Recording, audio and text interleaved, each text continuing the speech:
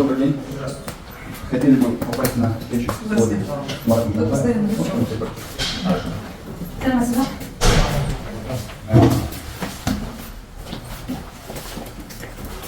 Еще можно узнать сегодня встречу с руководителем?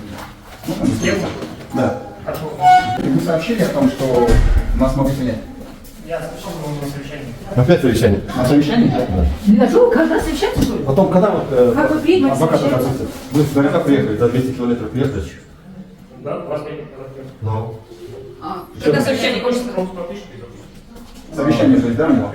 Не было такого случая, чтобы не запускали. Как, был один случай, ты же был свидетелем. Да, когда было... Ну, а ты говоришь, не было. Было, ты же собрал тогда что? Этот ОПМ был тогда.